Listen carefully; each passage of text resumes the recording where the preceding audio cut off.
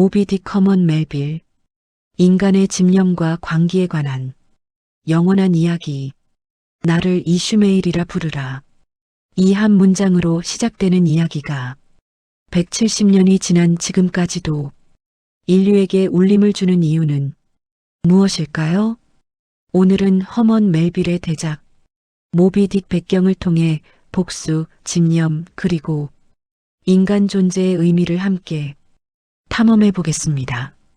줄거리, 출항 운명의 시작. 이야기는 화자 이슈메일이 뉴베드퍼드의 한 여관에서 작살잡이 퀵킥과 만나면서 시작됩니다. 폴리네시아 출신의 퀵킥은 온몸에 문신을 한 이교도였지만 둘은 금세 깊은 우정을 나누게 됩니다. 이들은 함께 포경선 피커드호에 승선하기로 결심합니다. 피커드호의 선장은 에이어부. 한쪽 다리가 없는 그는 의족을 한 채 갑판을 걸어 다닙니다. 그 다리는 흰 고래 모비딕에게 물어뜯긴 것이었습니다. 선원들은 곧 깨닫게 됩니다. 이 항해의 진짜 목적이 고래 기름을 얻는 것이 아니라 선장의 개인적인 복수국이라는 것을. 집념의 항해, 에이어브는 금화 한 잎을 돛대에 못 박으며 선언합니다. 흰 고래를 처음 발견하는 자에게 이것을 주겠다. 그의 눈빛은 광기로 가득 차 있었습니다. 1등 항해사 스타벅은 이 미친 복수국을 멈춰야 한다고 주장하지만 에이허브의 카리스마와 집념은 선원들 전체를 사로잡아버립니다. 피커드호는 대서양을 건너 아프리카, 희망봉을 돌아 인도양으로 향합니다. 항해 중 여러 척의 포경선을 만나는데 그때마다 에이어브는 한 가지만 묻습니다. 흰 고래를 받는가? 어떤 선장은 모비딕과 싸우다 팔을 잃었고 어떤 배는 선원들을 잃었습니다. 모두가 에이어브에게 경고합니다. 그 고래를 쫓지 마시오. 그것은 악마요, 죽음이요. 하지만 경고는 에이어브의 집념을 더욱 불태울 뿐입니다. 그는 밤낮으로 갑판을 서성이며 수평선을 응시합니다. 그의 광기는 점점 깊어져 갑니다. 고래에 관한 성찰, 항해 중 이슈메일은 고래에 관한 모든 것을 관찰하고 기록합니다. 고래의 해부학, 생태, 역사, 그리고 인간과의 관계. 그는 고래잡이라는 직업이 얼마나 위험하고도 숭고한지, 고래라는 생명체가 얼마나 경이로운 존재인지를 깨닫습니다. 포경선의 삶은 고되고 위험합니다. 작은 보트를 타고 거대한 고래를 쫓고 작사를 던지고 고래가 끄는 보트에 매달려 생사를 넘나듭니다. 잡은 고래에서 기름을 추출하는 작업은 지옥과도 같습니다. 갑판 위에 거대한 가마솥에서 고래 기름이 끓고 선원들은 기름 냄새와 연기 속에서 밤낮 없이 일합니다.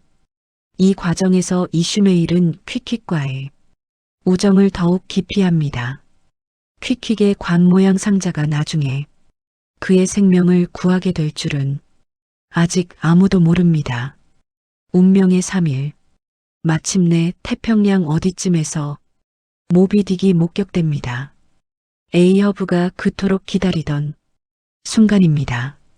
흰 고래는 상상을 초월할 만큼 거대하고 위험이 있습니다.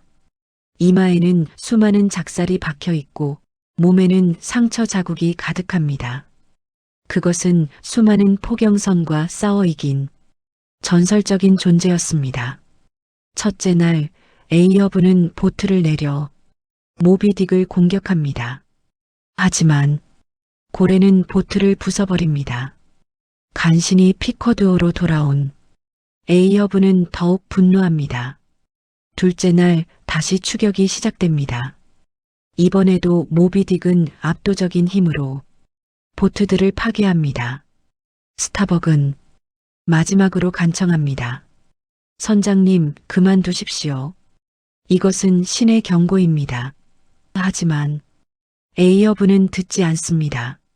나는 태양을 향해서도 작사를 던질 것이다. 셋째 날 최후의 대결이 펼쳐집니다. 에이어브는 직접 모비딕에게 작사를 던집니다. 작살줄이 고래와 에이어브를 연결합니다. 격분한 모비딕은 피커드호를 정면으로 들이받습니다. 거대한 배가 침몰하기 시작합니다. 에이어브는 작살줄에 목이 감겨 모비딕과 함께 바닷속으로 끌려 들어갑니다. 생존자, 소용돌이에 휘말린 이슈메일은 기적적으로 수면 위로 떠오릅니다. 그때 그의 눈에 들어온 것은 퀵퀵의 관 모양 상자였습니다. 퀵퀵은 열병으로 죽을 것을 예감하고 자신의 관을 만들었지만 회복한 후 그것을 구명보트로 개조했던 것입니다. 이슈메일은 그 관에 매달려 하룻밤을 표류합니다. 다음 날 다른 포경선 레이체로가 그를 구조합니다. 레이체로는 실종된 선원들을 찾아 바다를 헤매고 있었습니다. 그들은 아이들을 찾다가 이슈메일이라는 고아를 건져 올립니다. 피커드호의 선원들은 모두 바다에 잠들었습니다. 에이어브, 스타벅, 퀵퀵 그리고 모든 선원들. 살아남은 것은 오직 이슈메일뿐. 그는 이 이야기를 전하기 위해 살아남았습니다. 인간의 광기와 자연의 위대함 그리고 운명에 관한 이야기를 덕후가 모인 독자일 김서연 28세 직장인. 처음엔 고래잡이 이야기가 지루할 거라 생각했어요. 하지만 읽을수록 이건 단순한 모험담이 아니었습니다. 에이어브 선장의 집념은 무서울 정도였어요. 자신의 복수를 위해 모든 선원의 목숨을 걸게 만드는 모습에서 현대 사회의 독선적인 리더들이 떠올랐습니다. 우리는 때때로 한 사람의 광기에 이끌려 파멸로 향하진 않나요? 이 소설은 170년 전 이야기지만 지금 읽어도 너무나 생생하게 와닿습니다. 특히 마지막 장면에서 이슈메일이 퀵퀵에 관해 매달려 살아남는 장면은 눈물이 났어요.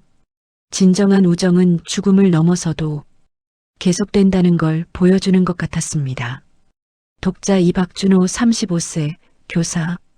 모비딕은 제게 인내심을 시험하는 책이었습니다. 수백 페이지에 걸친 고래 백과사전 같은 부분들을 읽으며 몇 번이나 포기하고 싶었어요.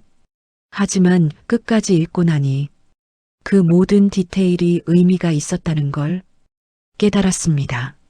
멜빌은 고래에 관한 모든 것을 담으며 사실 인간 존재에 관한 모든 것을 이야기하고 있었던 거죠.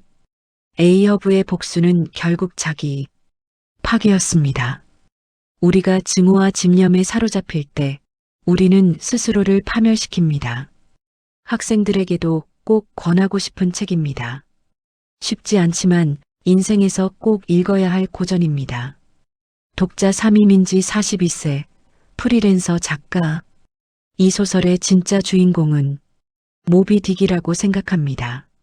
말 한마디 없이 등장하는 이 흰 고래는 자연의 위대함, 인간이 통제할 수 없는 절대적인 힘을 상징합니다.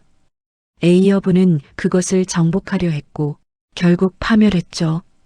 이건 인간의 오만함에 대한 이야기입니다. 우리는 자연을 정복하려 하지만 결국 자연 앞에서 우리는 얼마나 작은 존재인가요? 기후위기 시대를 살아가는 지금 이 메시지는 더욱 절실하게 다가옵니다. 멜빌은 이미 150년 전에 경고했습니다. 자연을 적으로 삼는 순간 우리는 스스로를 파괴한다고요. 모비딕은 악이 아닙니다. 그저 살아있을 뿐입니다. 독자사 최재현 50세 회사 임원. 중년이 되어 읽으니 에이어브가 이해됩니다. 물론 그의 선택은 잘못됐지만 그 집념만큼은 이해가 돼요.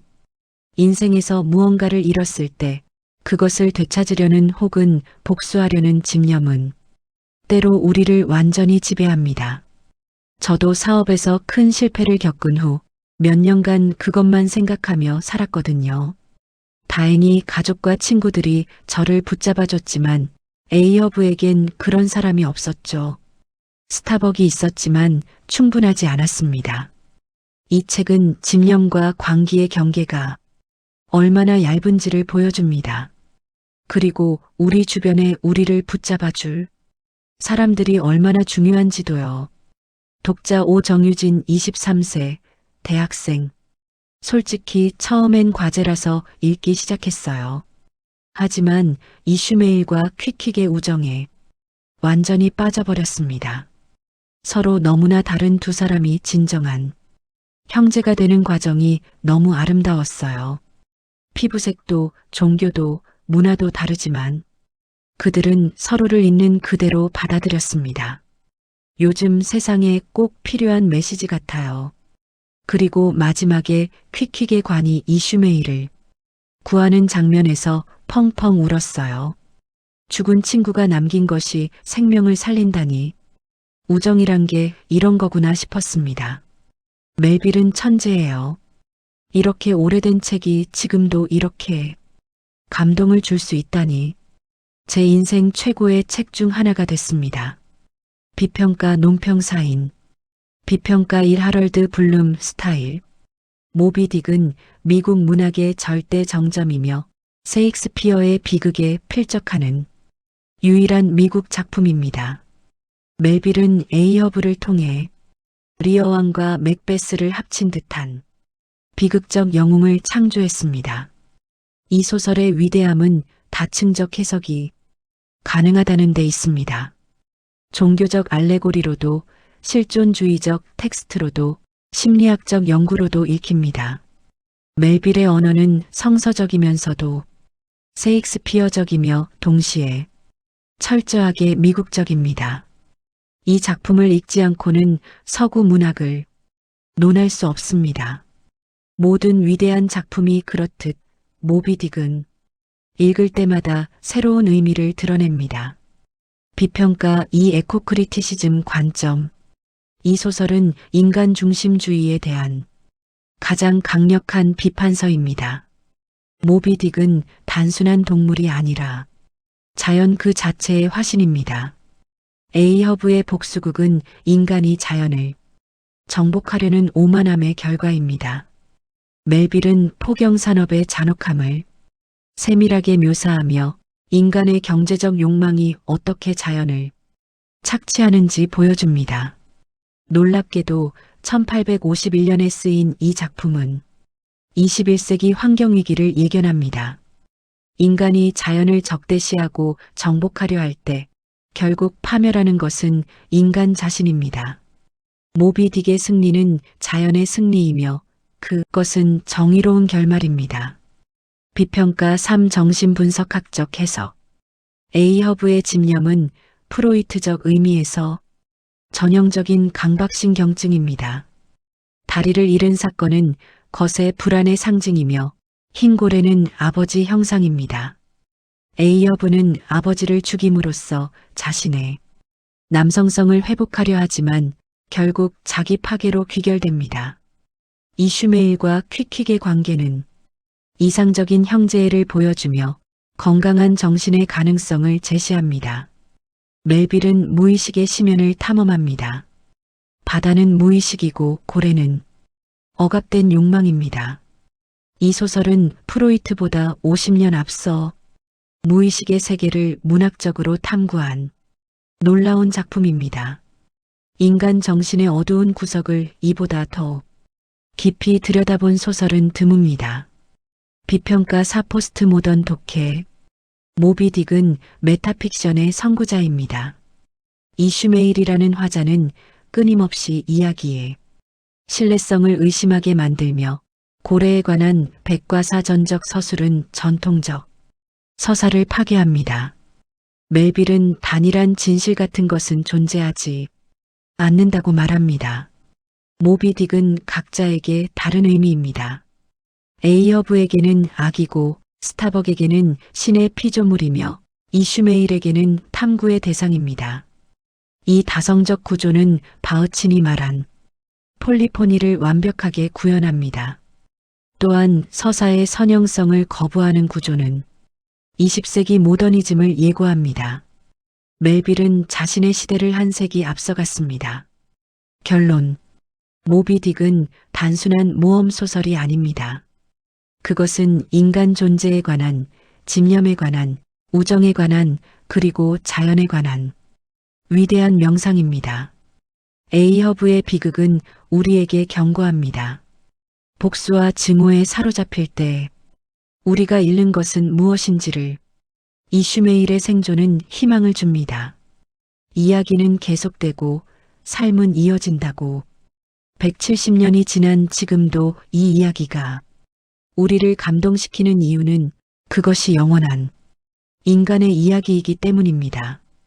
여러분도 모비딕과 함께 이 위대한 항해에 동참해 보시길 바랍니다. 시청해 주셔서 감사합니다. 좋아요, 구독 부탁드립니다.